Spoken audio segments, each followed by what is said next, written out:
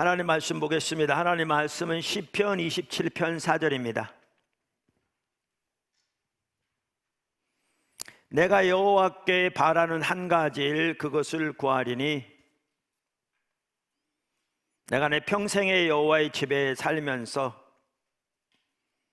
여호와의 아름다움을 바라보며 그의 성전에서 사모하는 그것이라.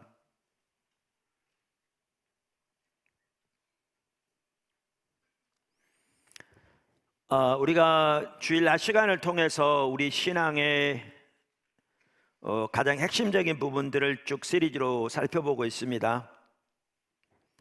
우리 신앙은 한마디로 말하면 하나님과 친밀한 교제인데, 그래서 우리 신앙에서 가장 기초적이고 중요한 부분이 하나님의 얼굴을 구하는 삶입니다. 왜냐하면 하나님은 하나님을 찾는 자에게 자신을 계시하시는데 하나님의 성품과 의도와 목적과 길을 계시하시고, 그래서 우리를 하나님께로 더 가까이 인도하시는데, 성경에서 하나님을 찾는다는 말은 그저 자기 필요와 목적을 위해 하나님의 도움과 능력을 줄기차게 구하는 것을 의미하는 것이 아니라 하나님 그분 자신을 알기를, 즉 그것을 성경은 하나님의 얼굴을 구하는 것이라고 말하고 있기 때문에 하나님 얼굴을 구하는 삶이 우리 신앙의 가장 기초적이고 어떤 첫 단추와 같은 것입니다. 지난주에는 하나님의 얼굴을 구하는 것이 무엇을 의미하는가, 그 전주에 몇 주 동안 하나님의 얼굴을 구하는 것이 아닌 것을 광야 생활하던 이스라엘 백성들의 본보기를 삼아서 살펴보았고요. 그래서 지난주에는 하나님의 얼굴을 구한다는 말이 무슨 말인가 라는 것을 엿볼 수 있기 위해서 여러 구절들을 살펴보았습니다. 오늘은 하나님의 얼굴을 구하는 삶의 모델을 이 다윗의 시편 27편 4절을 토대로 살펴보고자 합니다. 그러니까 시편 27편 4절, 그 다음에 지난주에 살펴보았던 시편 63편 1절과 2절. 그러니까 시편 63편은 다윗이 압살롬에게 도망해서 광야에서 지은 시편인데, 사막에서 물이 없어 목마른 것처럼 하나님을 간절히 찾고 있잖아요. 그래서 내 영혼이, 내 육체가 주를 갈망하며 앙모한다. 그러면서 하나님을 찾는다는 말을 바로 다음 절에서 과거를 회상하면서 주의 영광과 권능을 보기 위해서 주의 성소에서 주를 바라보았던 그때를 회상하면서 갈망하잖아요. 근데 그 구절과 오늘 본문을 이렇게 딱 대조해 보면 정확하게 같은 걸 말하고 있는 걸 볼 수 있습니다. 오늘 본문을 보면. 그래서 오늘 시편 27편 4절이 하나님을 찾는 것에 대해서 말하고 있는 구절, 즉 하나님의 얼굴을 구하는 삶에 대해서 말하고 있는 구절임을 분명하게 볼 수 있습니다. 이렇게 대조해 보면. 그러면서 이 시편 27편 4절을 보면 하나님의 얼굴을 구한다는 말이 뭐냐, 그걸 전체적으로 볼 수 있고요. 더 나아가 다윗이 어떤 사람이었는가, 하나님이 그에 대해서 하나님의 마음이 합한 자라고 하셨는데 그가 어떤 사람이었는가를 한눈에 볼 수 있는 구절입니다. 시편 27편 4절을 영어 성경으로 보면 저는 거기에 5가지가 또렷하게 금방 보이더라고요. 우리만 성경에도 보이는데 영어 성경을 보면, 그래서 한 가지를 지속적인 열망, 하나님의 임재 가운데 머무는 것, 하나님의 아름다움을 보는 것, 하나님께 묻는 것, 5가지를 볼 수 있고요. 이것을 토대로 저는 하나님의 얼굴을 구하는 삶을 이렇게 4가지로 정리합니다. 제 책 하나님을 찾는 삶에 잘 정리되어 있습니다. 첫째, 하나님의 얼굴을 구하는 것은 하나님을 아는 것이 우리 인생의 유일한 목표와 목적이 되는 삶으로부터 시작됩니다. 둘째, 하나님의 얼굴을 구하는 것은 하나님의 임재 가운데 머물기를 열망하는 것입니다. 셋째, 하나님의 얼굴을 구하는 것은 하나님의 영광을 보기를 열망하는 것입니다. 넷째, 하나님의 얼굴을 구하는 것은 하나님의 뜻, 즉 하나님의 길과 목적을 알아 그 가운데 행하기를 열망하는 것입니다. 자, 하나씩 살펴보겠습니다. 첫째, 하나님의 얼굴을 구하는 것은 하나님을 아는 것이 우리 인생의 유일한 목표와 목적이 되는 삶으로부터 시작합니다. 오늘 시편 27편 4절에서 우리는 다윗의 삶에서 그것을 잘 볼 수 있습니다. 그러니까 우리말 성경에는 내가 바라는 한 가지 일 이렇게 돼 있는데요, 원래 영어 성경에 보면 one thing, 한 가지 일이라는 단어가 제일 먼저 나옵니다. 왜냐하면 원래 히브리 성경에 그렇게 돼 있거든요. 그래서 이 한 가지 일이 가장 먼저 나옴으로써 강조되어 있습니다. 그래서 이 말은 여기에 나오는 내용이 다윗이 구했던 여러 가지 일 중에 하나라는 말이 아니고요, 더 나아가 여러 가지 일 중에 첫 번째란 말도 아니고요, 이 말은 다윗이 가지고 있던 단 하나의 유일한 소망이요 열망이었단 말입니다. 이 말은 그래서 미국 유나이티드 바이블 소사이어티라는 성서 공회에서 성경을 번역하는 사람들을 위해 도움이 되도록 편찬한 핸드북 시리즈가 있는데, 그 시편에 대한 핸드북에서 닥터 브래처라는 분하고 레이번이라는 두 학자가 공조했는데, 그분들은 시편 27편 4절에 대한 구절에서 이렇게 말합니다. 그의 한 가지 유일한 열망은 그걸 보는 거죠. 내 인생의 모든 날 동안 여호와의 집에 거하는 것이었다. 이렇게 케일 앤 델리치라고 하는 두 학자가 공저한 구약 성경 주석 시리즈, 한국 목사님들도 많이 봅니다. 아주 좋은 책인데요, 그 주석 시리즈에도 보면 이 시편 27편 4절의 이 구절을 대해서 이렇게 말합니다. 그는 낯선 사람들과 환난 가운데서도 역시 야훼 안에서 온전한 만족을 가졌지만 그가 갈망했던 단 한 가지가 있었다. 그래서 학자들은 이 시편 27편 4절에서 이 one thing, 한 가지라는 단어에서 그 강조점을 보면 이것이 다윗이 가졌던 단 한 가지 유일한 열망을 의미했다라고 말하고 있습니다. 더 나아가 이 구절은 다윗의 지속적인 열망이었던 걸 볼 수 있습니다. 그러니까 우리말 성경은 이렇게 시제가 명확하지 않는 경우가 많습니다. 영어 성경은 그 부분이 명확하죠. 근데 우리말 성경에 내가 여호와께 바라는 이렇게 돼 있는데, 이 바라는이란 단어는 완료형입니다. 히브리어로. 구약 성경은 원어로 히브리어로 쓰여졌잖아요. 그래서 영어 성경들은 킹 제임스를 포함해서 이 구절을 현재 완료로 번역합니다. 그 다음에 구하는 이라는 단어는 미완료형입니다. 미완료형은 대부분 미래형으로 번역합니다. 그래서 영어 성경은 미래형으로 번역하고 있고 우리말에도 그렇게 번역되어 있습니다. 그럼 이걸 보면 뭘 알 수가 있는가 하면, 이 한 가지 일이 다윗이 과거에도 구했고 현재에도 그리고 미래에도, 심지어 뭐라고 말하냐면 내 일생의 모든 날 동안 그가 그토록 열망하는 한 가지 일이었다. 단 한 가지. 이렇게 말합니다. 그러니까 이 말은 다윗에게는 다른 소원이나 열망이 전혀 없었다, 그 말은 아니겠지요.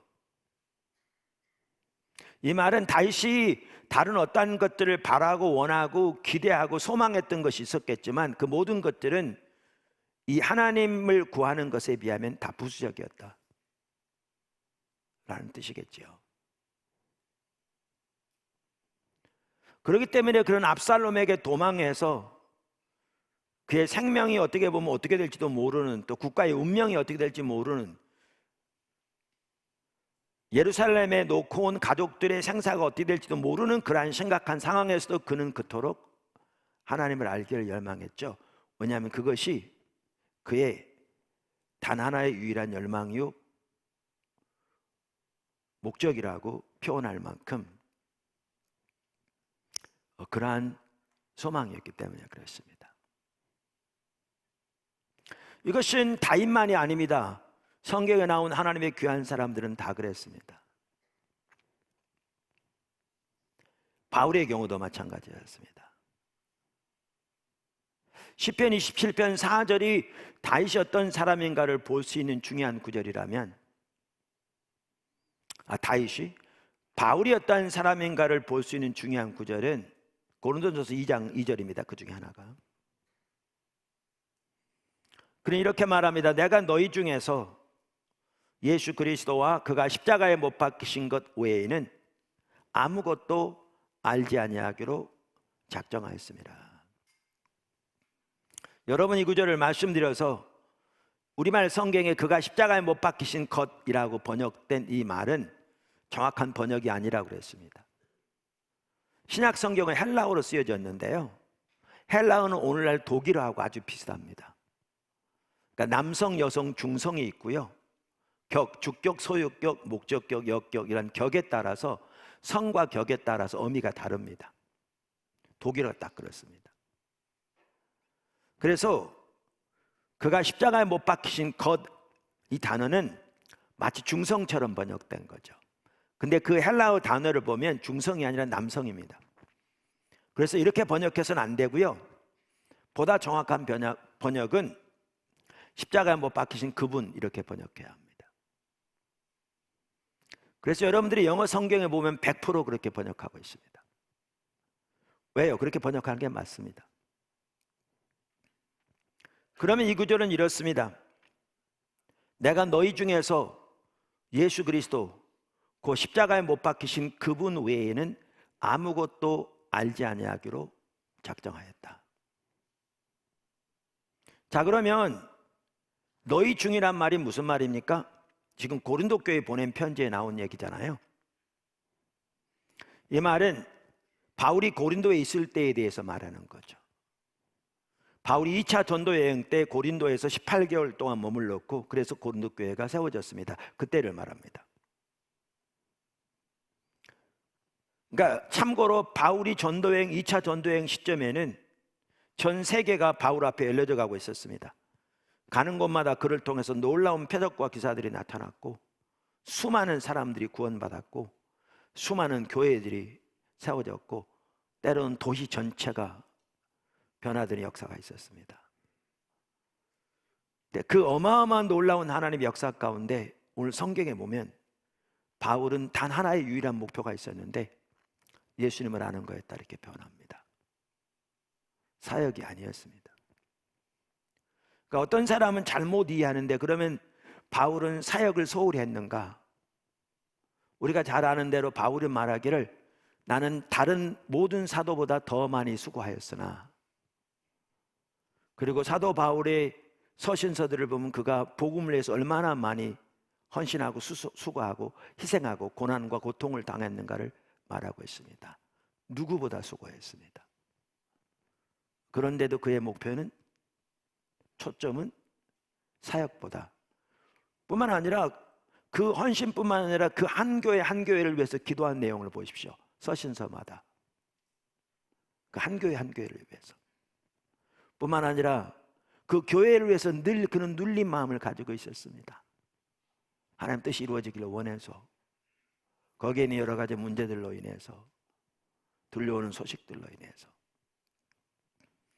이렇게 그는 절대로 사역을 소홀히 한 사람이 아니고 정말 헌신적으로 사랑으로 섬겼고, 그래서 나는 복음뿐만 아니라 내 목숨도 너희를 위해서 내어주기를 아깝지 않게 생각한다. 너희를 유모가 자녀를 대함같이 그렇게 했다.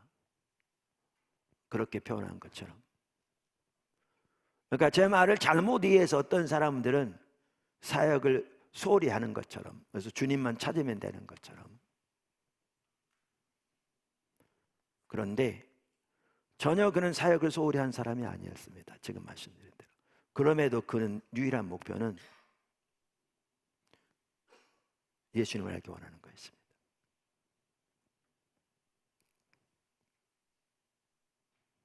근데 이 순간만이 아닙니다.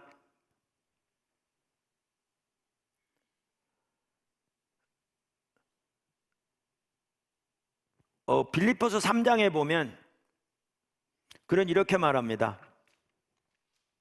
7절. 그러나 무엇이든지 내게 유익하던 것을 내가 그리스도를 위하여 다 해로 여길 뿐더러 또한 모든 것을 해로 여김은 내 주 그리스도 예수를 아는 지식이 가장 고상하기 때문이라. 내가 그를 위하여 모든 것을 잃어버리고 배설물로 여김은 그리스도를 얻고, 그러니까 그리스도를 안다라는 말을 지금 다른 말로 그리스도를 얻는다라고 표현합니다. 그 안에서 발견되려 하미니, 주님을 안다는 말을 그리스도 얻고 그 안에서 발견되는 것으로 표현합니다. 내가 가진 의는 율법에서 난 것이 아니요 오직 그리스도를 믿음으로 말미암은 것이니 곧 믿음으로 하나님께로부터 난 의라. 내가 그리스도와 그 부활의 권능과 그 고난의 참여함을 알고자 하여 그의 죽으심을 본받아 어떻게 해서든지 죽은 자 가운데서 부활에 이르려 하노니. 그러니까 여기 보면 지금까지도 다들 모든 것을 손해로 떨어버리고 배설물처럼 여기고 주님을 알기 위해, 그 안에서 발견되기 위해 달려가고 있는 걸 볼 수 있습니다. 근데 빌립보서는 옥중서신이거든요. 사도 바울이 로마 옥중에 첫 번째로 갇혔을 때 쓰여진. 그 뒤로 풀려나서 스페인까지 가서 사역을 하고 두 번째 네로 황제 때 붙잡혀서 이제 순교하게 되죠. 그러니까 고린도전서가 고린도에 있을 때 2차 전도 여행 그 이전에 대해서는 기록이 없고, 이 부분에 대해서 또 첫 번째 옥중 서신 이후에 이 부분에 대한 언급이 없지만, 우리는 이 구절들을 보면 짐작할 수 있는 것이 사도 바울도 다윗처럼 그의 일생에 주님을 만난 이후로 유일한 목표와 열망은 평생 동안 주님을 아는 것이었음을 볼 수 있습니다. 그리고 다윗은 아까 시편 63편에서 말한 것처럼 그렇게 배고픔을 가지고 주님을 알기를 찾았습니다. 주님의 얼굴을 구하는 삶은 하나님을 아는 것이 우리 인생의 유일한 목표와 목적이 되는 삶으로부터 시작합니다. 이것이 출발점입니다. 저 자신과 제 주변의 사람들을 볼 때에도 이것이 첫 단추 같더라고요. 이것이 돼야 하나님과의 관계에서 영적으로 코너를 도는 것처럼 주님과의 관계가 근본적으로 개인적으로 열려지는 것 같고요, 깊게. 그래서 진정한 의미의 하나님과의 친밀한 교제가 시작되는 것 같습니다. 그리고 진정한 의미의 하나님과 동행하는 삶도 시작되는 것 같고요. 이것이 되어야 하나님의 손에 실제적으로 빚어지는 것도 시작되는 것 같습니다. 바꿔 말하면 하나님을 아는 것이 유일한 목표와 목적이 되는 삶이 진정한 의미에 되어지지 않으면 제가 보기에 하나님과의 친밀한 교제는 근본적으로 시작되지 않는 것 같더라고요. 교회는 빠짐없이 나올 수 있고 찬양과 경배를 통해서 나름대로 이런저런 은혜도 받을 수 있고 기도하면서 이런저런 은사도 받을 수 있을지 모르지만 하나님의 영광을 보고 주님의 의중을 알며 주님의 관점에서 그 시대를 보고 주님 계신 곳에 같이 있기를 열망하며 그리고 앞서가신 주님을 따라 순종하는 가운데 믿음으로 주님이 그 삶 안에서 그를 통해서 하나님의 목적을 이루어 가시는 그 진정한 의미의 하나님과 친밀한 교제는 시작도 안 되는 것 같더라고요. 그리고 가치관이 변하지 않습니다. 자기중심적인 가치관이 내려지지 않죠. 잘 나름대로 큰 문제 없을 때 우리가 배운 대로 이렇게 저렇게 행동할지 모르지만 어려운 문제가 닥치거나 자기 원하는 바로 되어지지 않거나 기대하는 바가 삶에 되어지지 않으면 순식간이라 뒤집어지는 것을 얼마든지 볼 수 있는 것 같습니다. 이것이 안 되면 나름대로 자기 계획을 세워서 하나님을 위해서 봉사하고 섬기고 헌신할지 몰라도 진정한 의미의 하나님과의 친밀한 교제 가운데 하나님의 목적과 뜻과 비전을 발견하고 거기에 온 삶을 드릴 뿐만 아니라 오직 주님만 의지해서 사람들의 평가와 상관없이 주님을 믿음으로 의지하는 삶은 안 되는 것 같더라고요. 이게 안 되면, 뿐만 아니라 이게 안 되면 하나님 앞에서 빚어지는 것도 안 되는 것 같습니다. 하나님 우리를 빚으실 때 환경과 관계를 통해서 빚으시는데 이게 안 되면 하나님의 관점을 보지 못하니까 다 자기 생각대로 판단하는 거죠.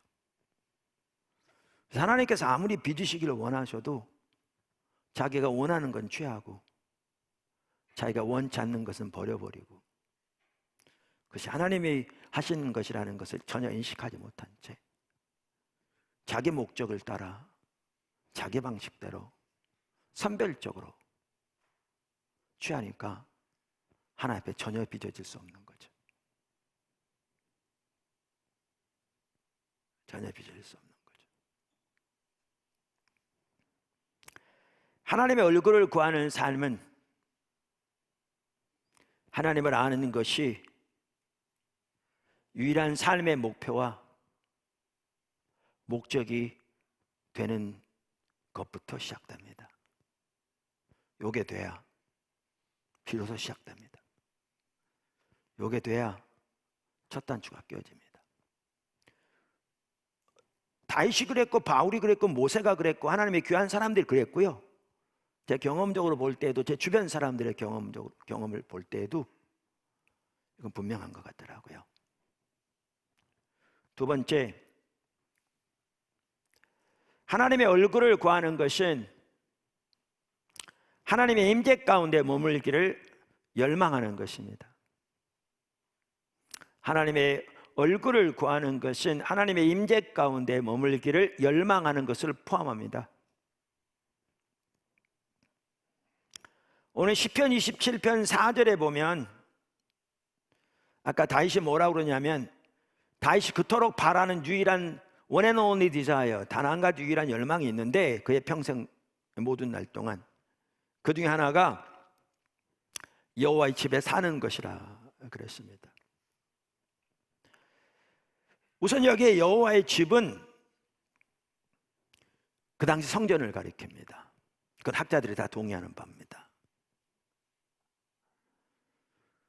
근데 그 성전은 사람이 거기서 집 짓고 사는 곳이 아닙니다. 아시다시피. 그리고 그 성전은 하나님의 영광의 임재가 머무는 곳이었습니다. 그래서 다윗이 그토록 열망한 한 가지가 여호와의 집에 살기를 열망했다는 말은 하나님의 임재 가운데 머물기를 그토록 사모하고 열망했다는 말입니다.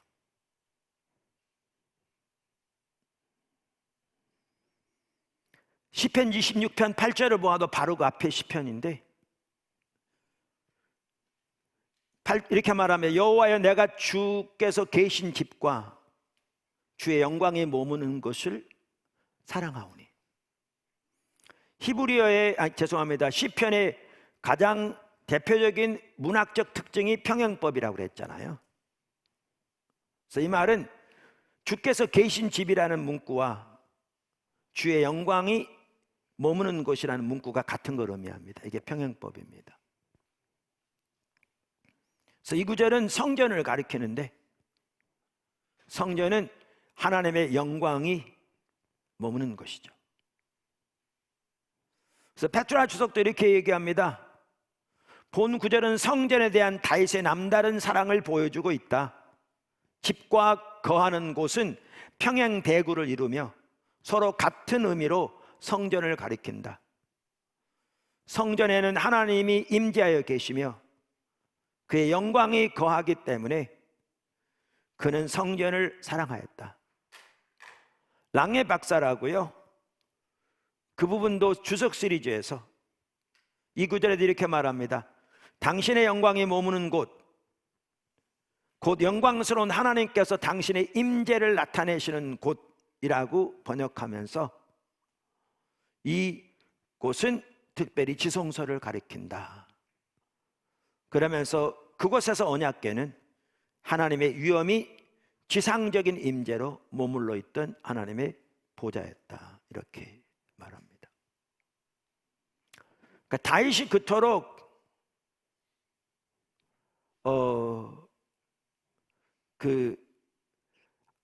평생 동안 단 하나의 유일한 열망과 목표로서 원했던 한 가지는 하나님의 임재 가운데 머물기를 열망하는 것이었습니다.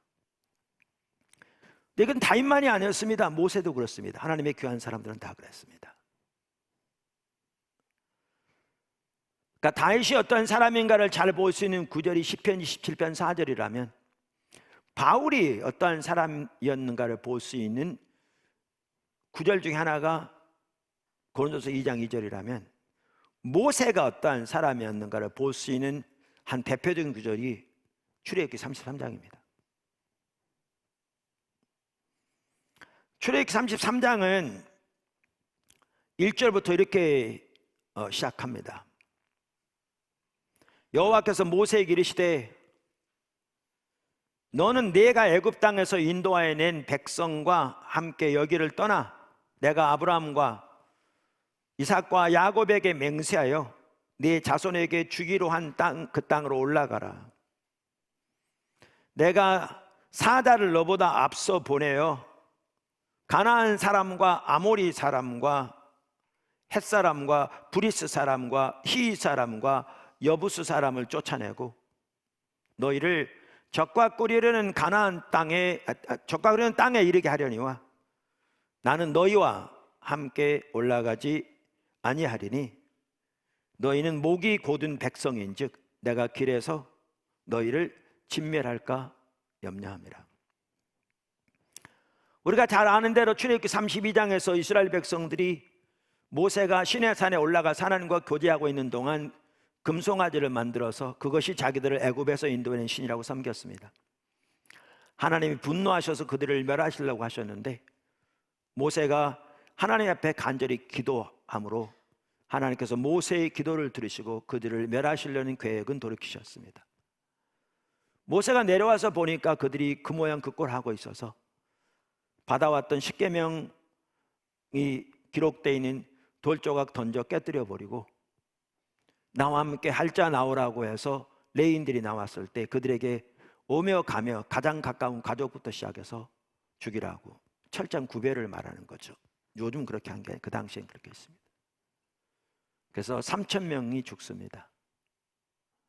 그러면서 다시 모세가 하나님 앞에 올라가 32장에 기도하죠. 그 백성을 불쌍히 여겨달라고.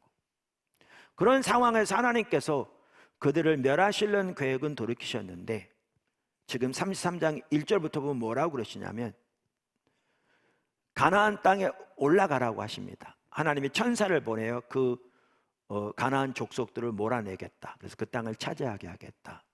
근데 3절에 보면 하나님은 안 가시겠다 이렇게 말씀하십니다. 근데 여기에 이제 중요한 게 한 가지가 있습니다. 그게 뭐냐면 여기 3절에 보면 하나님 뭐라고 그러시냐면 내가 너희와 함께 가지 않겠다. 누가 안 가시겠다고요? 하나님이 안 가시겠다 그럽니다. 이제 그런 상황에서 모세가 이제 시내산에 다시 올라가서 12절부터 보면 하나님 앞에 기도합니다. 하나님 얼굴을 구하는 기도를 하죠. 이건 나중에 살펴볼 텐데요. 그랬더니 14절에 뭐라고 그러시냐면 여호와께서 이르시되 내가 친히 가리라. 내가 너희를 쉬게 하리라. 그러니까 아까 하나님 뭐라고 하셨어요? 내가 안 가겠다 그랬어요. 근데 지금 뭐라고 그러세요? 내가 친히 가리라 그러세요. 그러니까 우리말 성경에 이렇게 번역되어 있기 때문에 그 말이 그 말 같아요. 근데 여기 친이라고 번역된 단어는 얼굴이란 단어입니다. 그러니까 문자 그대로 번역하면 내 얼굴이 너희와 함께 가리라 그 뜻입니다. 그러니까 아까는 하나님이 안 가시겠다고 그러는데 지금은 가시겠다고 돌이키시면서 그 말을 뭐라고 표현하시냐면 내 얼굴이 너희와 같이 가겠다 이렇게 표현합니다. 근데 여기 얼굴은 하나님의 임재를 가리킵니다. 그래서 성경 백과사전이 그렇게 표현하고 있고요. 성경 백과사전이. 그리고 영어 성경들을 보시면 이 구절을 뭐라고 번역하고 있냐면 My presence will go with you 이렇게 말합니다. 내 임재가 너희와 함께 가리라. 그럼 다음 절에 보아도 똑같은 내용이 나옵니다. 15절 모세가 여호와께 아뢰되 주께서 친히, 이 말은 주의 얼굴이, 다른 말로 하면 주의 임재가 같이 가지 아니하시려거든 우리를 이곳에서 올려보내지 마옵소서. 나와 주의 백성이 주의 목전에 은총 입은 줄을 무엇으로 알리까? 주께서 우리와 함께 하심으로 나와 주의 백성을 천하 만민 중에 구별하심이 아니니까. 그러니까 이 구절들을 보면 우리가 뭘 알 수 있냐면 하나님께서 우리와 함께 한다는 말과 하나님의 임재가 우리와 함께 한다는 말을 같은 의미로 상호 교환적으로 사용하고 있는 걸 볼 수 있습니다. 아주 중요한 말입니다. 그러니까 이 말은 뭐냐 하면 하나님이 우리와 실질적으로 함께 하신다는 말은 하나님의 임재가 함께 하신다는 말입니다. 하나님은 온 우주를 창조하신 우주보다 크신 하나님이십니다. 무소부지하신 하나님은 온 우주보다 크게 모든 곳에 계십니다. 근데 하나님의 백성들과 실질적으로 함께 하신다는 말은 하나님의 임재가 함께 하신다는 말입니다. 하나님의 임재가. 그래서 이사야서 63장에 나오는 그 시대를 위한 이사야의 기도를 보아도 하나님이 출애굽 당시에 성령을 그들 가운데 두셔서 그들을 인도하셨다고 말하고 있습니다. 구름 기둥과 불 기둥 가운데 성령님이 계셨죠. 뿐만 아니라 신명기 4장 37절에 보면 광야 생활 가운데 하나님의 인도에 대해서 이렇게 말합니다. 여호와께서 내 조상들을 사랑하신 거로 그 후손이 너를 택하시고 큰 권능으로 친히 인도하여. 그러니까 우리말에는 이렇게 돼 있으니까 큰 권능으로 친히 인도하여, 그러니까 이 말이 의미하는 바를 살려내지 못하고 있습니다. 근데 여기 친이라는 단어가 얼굴이라는 단어입니다. 그래서 여러분 영어 성경을 보시면 이 단어가 이 구절이 뭐라고 번역되어 있냐면 하나님의 임재와 권능으로 너희를 인도하여 이렇게 되어 있습니다. 베이커 출판사에서 나온 성경 백과사전을 보아도 알 수 있듯이 구약 시대부터 하나님의 성령이 하나님의 임재를 하나님의 백성들 가운데 실제화하시는 매체였습니다. 성령이 그들 가운데 거하심으로 하나님의 임재가 그들 가운데 함께 하셨습니다. 하나님의 임재가. 그래서 하나님의 임재가 함께함으로 그들에게 말씀하시고 출애굽기 9장에 나온 것처럼 그들의 길을 인도하시며 그들 가운데 하나님만이 하실 수 있는 일을 행하시고 하나님의 뜻을 보이시고 하나님의 길을 보이셨습니다. 이와 같이 하나님이 하나님의 백성들과 함께 한다는 것은 실질적으로 함께 한다는 것은 하나님의 임재가 함께 하시는 것이고, 그래서 모세의 기도를 보아도 알 수 있듯이 하나님이 다른 민족들로부터 하나님의 백성을 구별하여 그들에게 주신 가장 전형적인 대표적인 특징이 하나님의 임재가 그들과 함께하는 것입니다. 아까 모세의 기도에 보아도 알 수 있듯이. 그래서 이와 같이 하나님의 백성들에게 하나님이 실질적으로 함께 하신다는 말은 하나님의 임재가 함께 하신다는 말입니다. 그건 성령으로 되어집니다. 그래서 하나님의 백성들은, 하나님의 귀한 하나님의 사람들은 하나님의 임재를 소중히 여겼습니다. 그래서 다윗이 그토록 평생 동안 과거, 현재, 미래 그의 유일한 단 한 가지 열망이 여호와의 집에 살기를 원했다고 표현한 것처럼 하나님의 임재를 그토록 갈망했고요. 학자들이 동의한 바로 바울이 주의 성령을 내게서 거두지 마옵소서라고 기도했는데, 일부 사람들은 구약 시대에는 하나님의 성령을 거두셨다, 신약시대는 거두지 않는다, 그렇게 이해하는 사람이 있습니다. 여러분 그 구절을 한번 자세히 찾아보십시오. 연구해 보십시오. 학자들은 그 구절에서 하나님의 임재를 거두신다는 말을 어떻게 이해하느냐 하면 주님의 임재를 거두신 걸로 이해합니다. 왜? 성령이 주님의 임재를 구체적으로 실현하시는 수단이었거든요. 그래서 다윗은 그토록 하나님의 임재 가운데 머물기를 열망할 뿐만 아니라 하나님의 임재를 거둬가지 말라고 하나님 앞에 그렇게 간절하게 기도했던, 즉 하나님의 임재를 소중히 여겼던 걸 볼 수 있습니다. 제가 모세 얘기를 하다가 이렇게 말씀드렸는데, 그럼 출애굽기 33장 다시 오시면 아까 보신 대로 1절 3절은 하나님께서 뭐라고 그러시냐면 적과 꿀이는 가나안 땅 주겠다, 내가 천사를 보내 그 막강한 능력으로 거기에 있는 가나안 족속 다 몰아내겠다, 그리고 그 땅 차지하게 하겠다, 그렇게 말씀하십니다. 그 당시 그들이 어디 있었습니까? 사막에 있었습니다. 사막은 사람 살 곳이 못 됩니다. 낮에는 엄청 덥고요, 밤에는 엄청 춥고요. 불기둥과 구름기둥이 중앙 냉방장치, 난방장치처럼 그나마 함께하고 있어서 견딜만 했지만 사람 살 곳이 못 됩니다. 그들이 날마다 먹었던 것은 만나와 물이었습니다. 만나는 이슬 같은 게 굳어져서 이게 뭐야? 그렇게 묻는 게 그게 만나란 뜻입니다. 오늘날 시리얼처럼. 여러분 시리얼하고 물만 먹으면서 며칠이나 견딜 수 있나 한번 해보세요. 그러니까 그들이 고기가 먹고 싶다, 애굽에서 먹었던 파, 부추가 먹고 싶다고 불평한 건 너무나 당연한 것이었습니다. 반석에서 물이 터져서 먹고는 살았을지 몰라도 그들 샤워 한번 제대로 못했을 겁니다. 신발과 의복이 닳지 않은 기적은 경험했을지 몰라도 그들은 기본적인 사람이 사는 여건도 갖춰지지 않았습니다. 그런데 하나님이 지금 뭘 주시겠다고 그러느냐? 적과 꿀이는 가나안 땅, 나중 일이지만 정탐꾼을 보냈을 때 포도 한 송이를 장정 2명이 메고 온 그 땅, 그 풍요와 안락, 천사의 능력, 그 모든 걸 주시겠다는 겁니다. 근데 모세의 기도를 보셨습니까?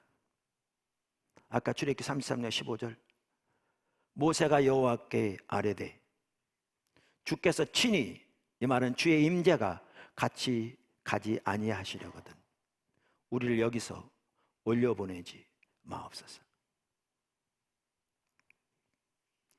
모세는 다윗과 똑같이 그 어마어마한 세상에서 안락한 삶, 풍요, 맛있는 음식, 천사의 능력, 원수의 멸망, 그 모든 것보다 주님의 임재를 더 소중히 여겼습니다.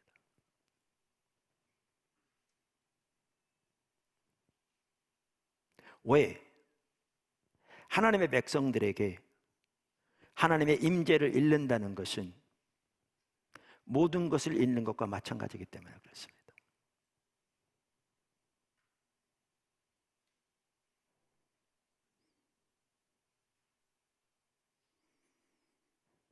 그래서 하나님의 백성들에게 하나님의 임재를 잃어버리는 것보다 치명적인 게 없습니다.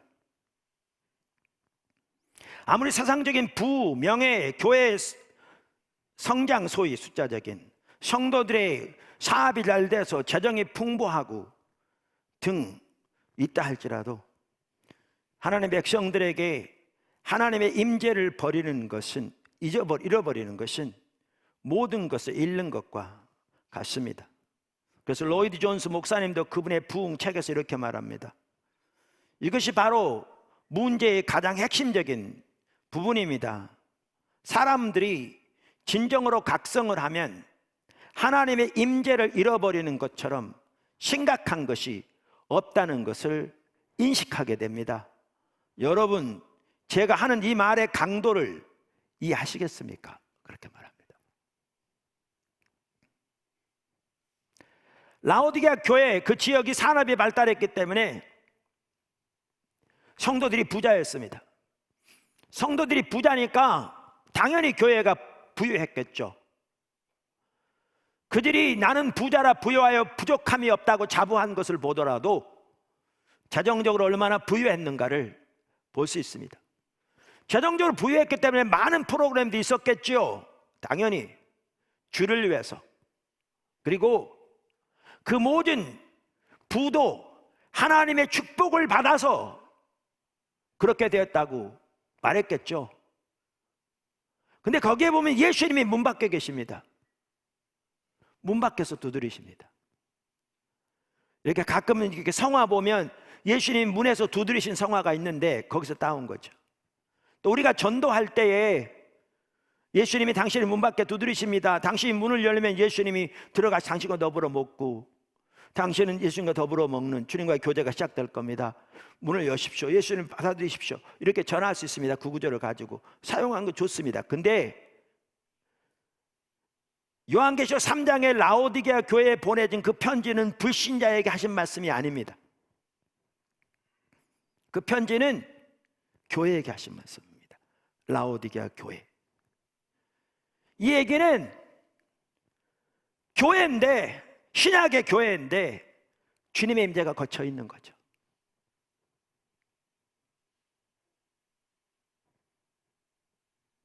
그들이 하나님의 축복을 받아서 세상적으로 많은 부를 획득하고 교회가 재정적으로 풍성했을지 몰라도 하나님의 임재가 거쳐 있는 거죠. 그랬더니 하나님이 아무리 칭찬하기 원하셔도 칭찬할 것이 단 하나가 없는 교회였습니다. 근데 그들은 그 사실도 전혀 몰랐죠. 하나님의 임재를 잃으면 다 잃습니다.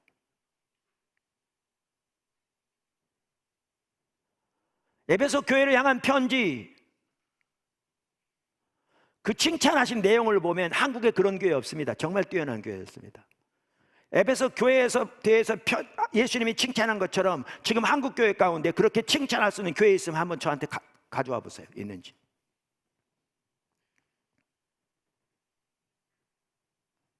제가 보기에 한국 교회 중에서 거기 에베소 교회처럼 예수님이 칭찬하시는 교회 저는 거의 없다고 생각합니다. 근데 주님이 뭐라고 하시냐면 첫사랑을 버렸다고, 돌이키지 않으면 내가 내 촛대로 옮기겠다.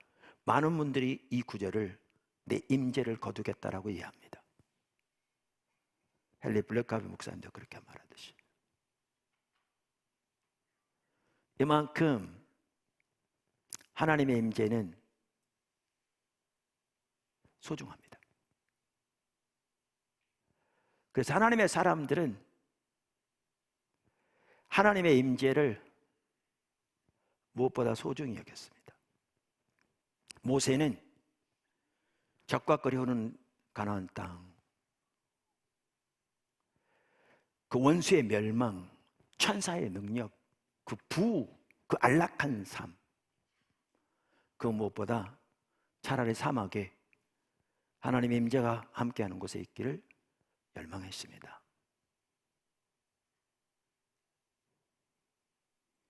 제가 우리 합심해서 기도하자고 그랬습니다. 제가 말을 꺼내면 옆으로 가서 오늘 설교 못할까 봐 꼭 참고 있었습니다. 여러분, 주일날 빼놓지 않고 교회에 나올지 몰라도 모세와 다윗처럼 하나님의 임재 가운데 머물기를 원하며 그 임재 가운데 하나님의 영광을 보고 그 시대를 향한 하나님의 목적을 알고 이 시대를 바라보신 하나님의 의중을 알아 그 가운데 함께 있기를 추구하는, 그거 이뤘으면 다 잃는 겁니다. 모양만 남은 겁니다. 제가 어제 연합 리더 기도회에서 나눴지만 우리가 하나 양보하면 둘, 셋 계속 양보하게 됩니다.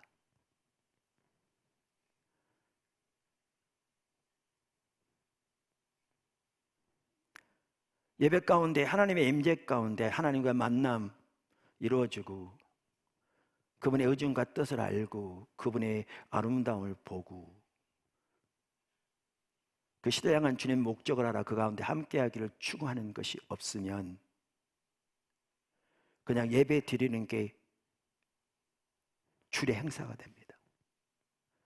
그런데도 그 심각성을 인식하지 못하고 그대로 넘어가면 나중에는 바닥만 밟는 것처럼 모양만 갖춥니다. 그러면 바쁘면 그냥 안 가면 되는 거고 인터넷 켜고 들으면 되는 것이고 그러다가 갈 일 있으면 차 타고 가면서 휴대폰 켜놓고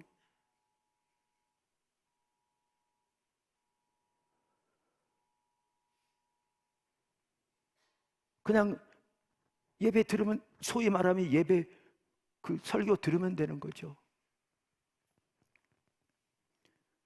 하나가 둘 양보되고 둘이 셋 양보되고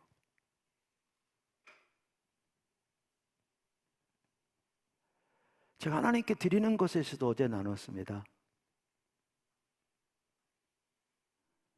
제가 잘하는 과정 뭐 이렇게 여러 번 나눴는데 제가 할 얘기 별로 없습니다. 뭐 밑전 작은 거 가지고 맨날 하니까 제가 지난주 화요일 모임 설교하고 났더니 어떤 성도가 주일날 제가 설교한 내용을 다시 들었나 봐요. 그러면서 저는 미천이 별로 없다고 그랬더니 화요일날 설교 듣고 나서 그것을 농담으로 하느냐고 저한테 한참 웃었다고 그러더라고요.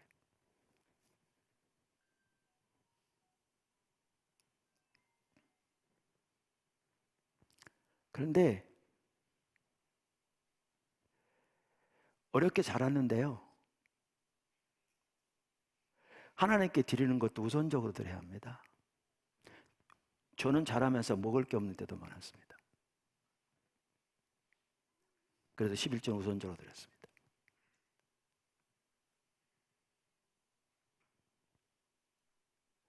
이래서 양보하고 저래서 양보하고 이제 그렇게 하기 시작하면 나중에 우리 애 영어 유치원 가야 되고 그게 생명을 좌우하는 것도 아니고 지금 영어 유치원 보는 게 그들의 일생을 좌우하는 것도 아니고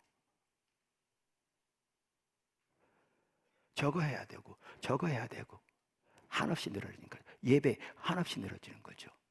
하나님의 백성들은 하나님과 동행하는 하나님의 백성들은 하나님의 임재를 잃는 것은 어떠한 세상의 모든 성공과 확장과 부를 얻는다 할지라도 아무런 의미가 없는 걸 인식하고 모든 것으로 주님이 있는 곳에 함께 있기를 열망했는데 그거 놓치면 이제 하나씩 둘씩 타협하게 되고 하나가 둘 되고 둘이 셋 되고 셋이 넷 돼서 나중에는 모양만 남습니다. 지금 포도나무 교회 성도들이요 절대 이해 안 합니다. 지금 예배드리고 있는 분들, 지금 가정에서 예배드리고 있는 분들, 제가 옆으로 가면 오늘 설교 못할까 봐 참고 있었습니다. 여러분 지금 어떤 상태에 있습니까? 어떤 자세로 여기 와 있습니까? 어떤 자세로 지금 집에 있습니까? 어떤 이해를 가지고 신앙생활 합니까? 여러분에게 신앙은 뭡니까? 여러분에게 하나님은 어떤 자리를 차지하고 있습니까? 여러분에게 하나님의 임재는 어떻습니까?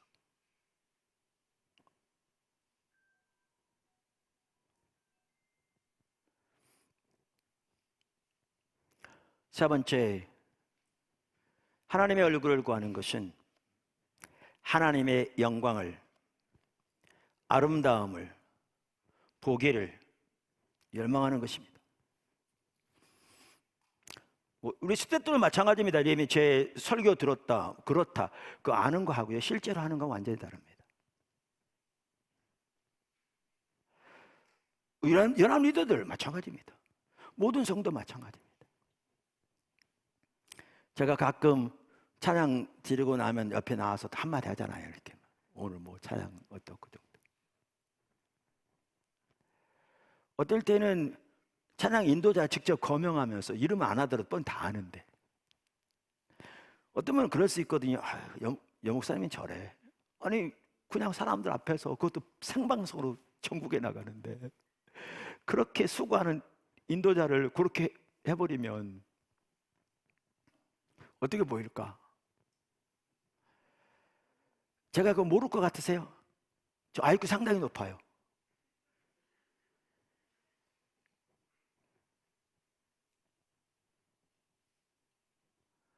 그래서 어렸을 때 친척집에 살아서, 얹혀 살아서 눈치 빨라요. 제가 그거 모를 것 같냐고요. 근데 뻔히 알면서 말하는 사람 생각해 보셨어요? 얼마나 어려운지. 근데 왜 말하는 줄 아십니까? 예배가 하나님과의 만남이 이루어지지 않는데도 그냥 지나간다면, 그리고 그것이 한 주 되고 두 주가 된다면, 그러고 그냥 끝나는데. 그러고 그냥 끝나는데. 그건 누구 책임인데?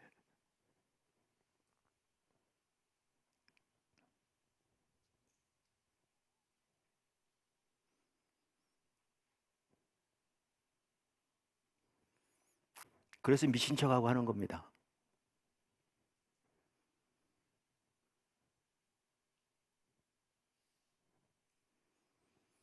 하나님의 얼굴을 구하는 것은 하나님의 영광을, 아름다움을 보기를 열망하는 것입니다.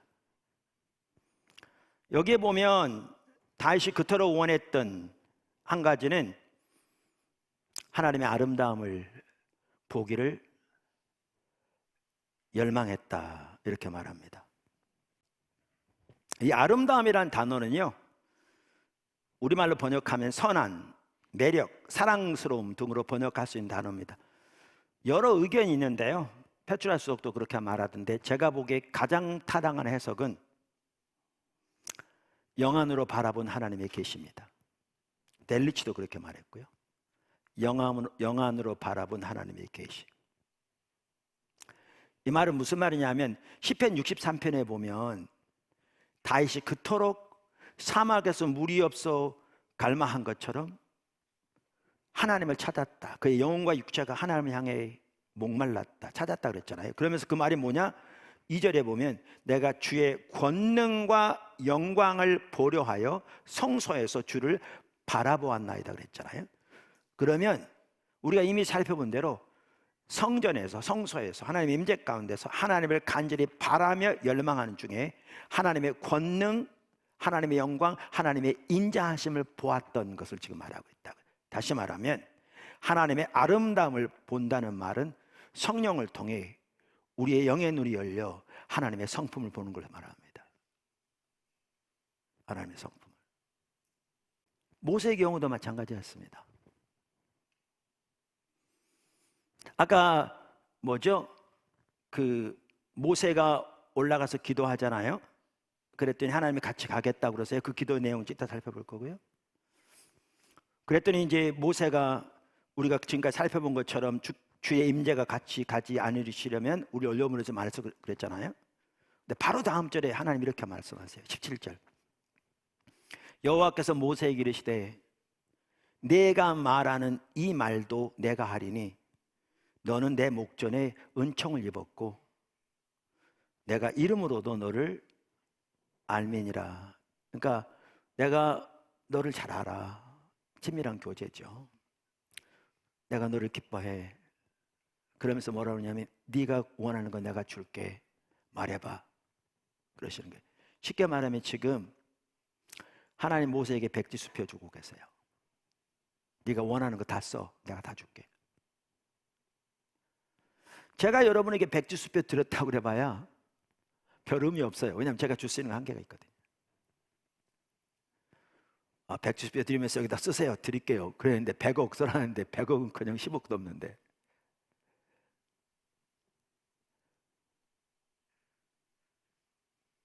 억대 돈 전혀 줄 수 있는 돈이 게 아닌데.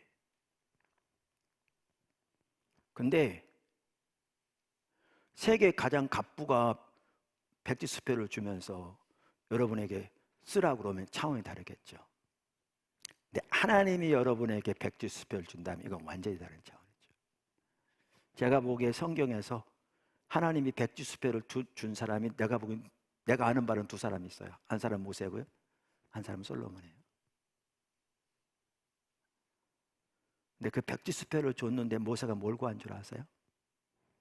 이렇게 얘기했어요.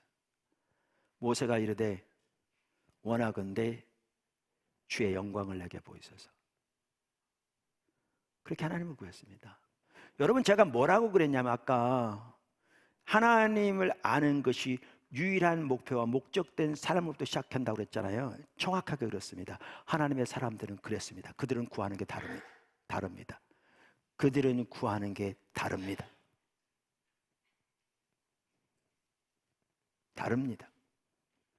하나님 백지수표를 줬는데 주의 영광을 보게 해달라는 거죠. 그랬더니 하나님이 다음 절에 내가 내 선함을 내 앞에 지나가게 하겠다. 그리고 나서 그에 대한 응답으로 다음 장에 나옵니다. 출애굽기 34장 5절.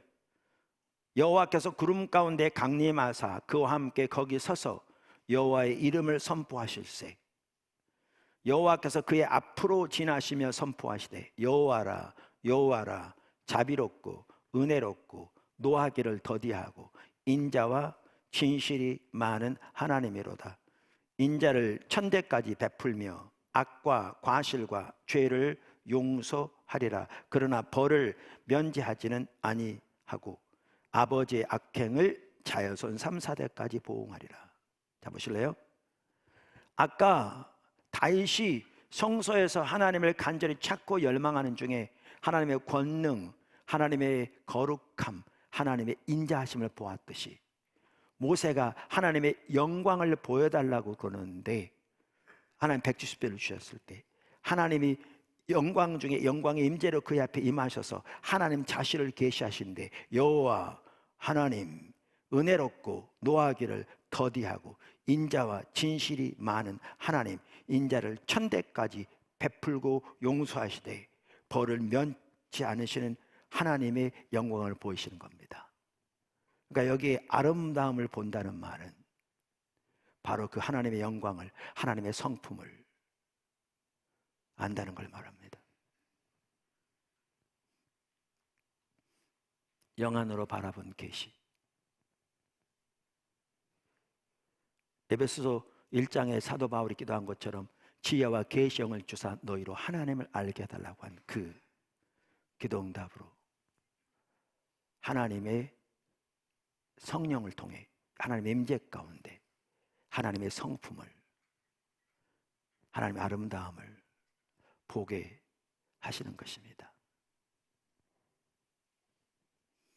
여러분, 제가 조나단 에드워즈가 어떻게 하나님의 영광을 보았는지 여러 번 나눴습니다.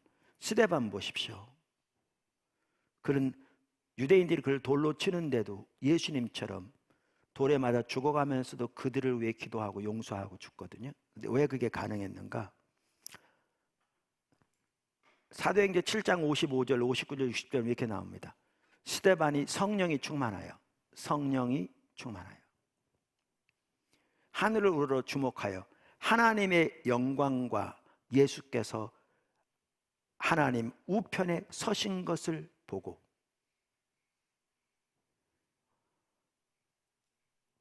무슨 말이냐면 왜 스데반이 돌에 맞아 죽어가면서도 예수님처럼 동일하게 그렇게 영혼을 하나님께 맡길 뿐만 아니라 그들을 위해 기도할 수 있었는가?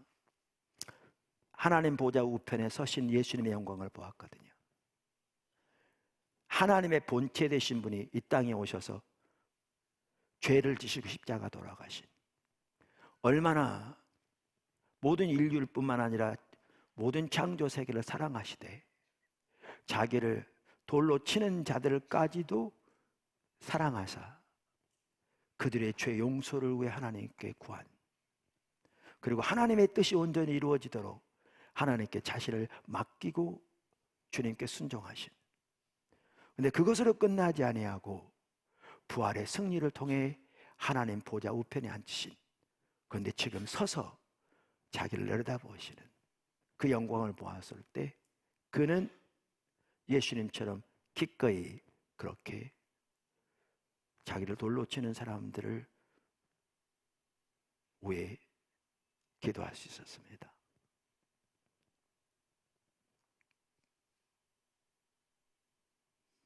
모세든지 다윗이든지 나중에 바울이든지 그들이 그토록 열망하던 한 가지는 이렇게 하나님의 아름다움을 보는 것이었습니다. 근데 그게 하나님의 임재 가운데 가능합니다. 성령이 충만하여 가능한 겁니다. 그래서 주일 예배만 하더라도 하나님의 얼굴을 구하여 나오는 겁니다. 그분의 아름다움을 보기를 갈망해서. 그래서 그분께 합당한 모든 찬사와 감사를 우리의 온 삶으로 드리고 그분으로 인하여 기뻐할 뿐만 아니라 그분의 아름다움을 보고 이 시대를 향한 주님 목적을 알아 그 가운데 함께하기를 열망해서, 우리 다음 주에 살펴보겠지만 오늘 시간이 다 돼서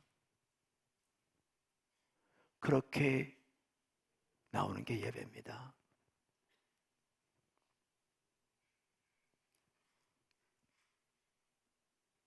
반면 우리가 잘 아는 대로 바리새인들은 신학적으로 뛰어났고 그들의 성경적인 지식은 정통이었지만 요한복음 5장 37절에 예수님께서 그들에게 말씀하시기를, 또한 나를 보내신 아버지께서 친히 나를 위하여 증언하셨느니라. 너희는 아무 때에도 단 한 번도, 그 말이죠, 그분의 음성을 듣지 못했고 그 형상, 그 영광을 보지 못하였으며. 왜요? 그들은 모세처럼 다윗처럼 하나님의 얼굴을 구하지 않았거든요.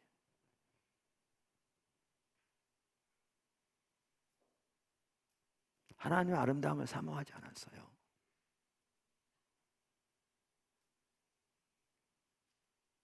그들은 신학적인 이론적인 지식이 인격체신 하나님과의 교제를 대체해버린 죽은 정통제에 빠져 있었고, 그걸 가지고 사람들을 판단하고 대적하고 재단하고 자기들은 우월감을 가지고 자부심이 하늘을 찔렀지만 삶은 조금도 변하지 않는, 겉으로는 종교적인 모양을 뛰어나게 갖췄을지 몰라도 페인트칠한 무덤처럼 속에는 온갖 탐심, 탐욕, 미움, 시기, 질투, 다툼, 허영심, 복수심, 용서하지 못하는 마음, 우월감, 하늘을 찔렀죠.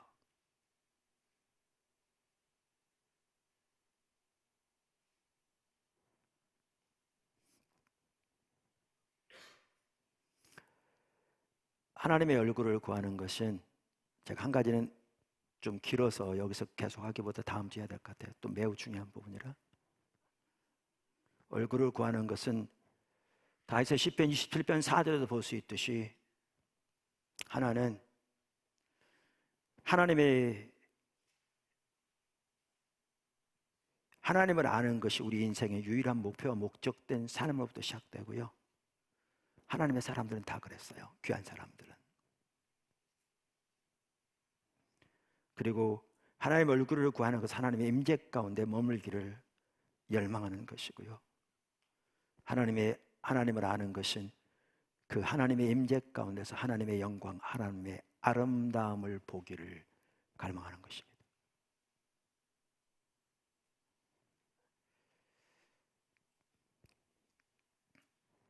아까 나눈 것처럼 어제 기도회 때 집중적으로 그거 기도하게 하셨어요. 주님, 우리에게 주려한 열정을 회복시켜 주세요. 그러니까 하나님을 찾는 열정을 말하는 거죠. 그것은. 왜냐하면 이걸 이제 타협하기 시작하면 하나가 둘 되고 둘이 셋 되고 셋이 넷 되면 나중에는 정확하게 모양만 남아요. 모양만. 프로그램만. 예배도, 기도도, 봉사도, 헌신도. 그럼 우리 신앙 화석화돼요. 모양은 나무처럼 비싼데 실제는 돌처럼 굳어서 생명이 전혀 없는 딱딱한 화석처럼 돼요. 그러면 우리 신앙은 끝이에요.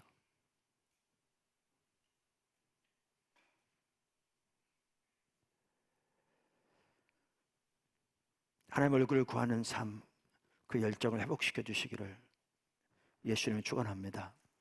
반주야 좀 나오시고 우리 합심해서 한번 기도했으면 좋겠어요.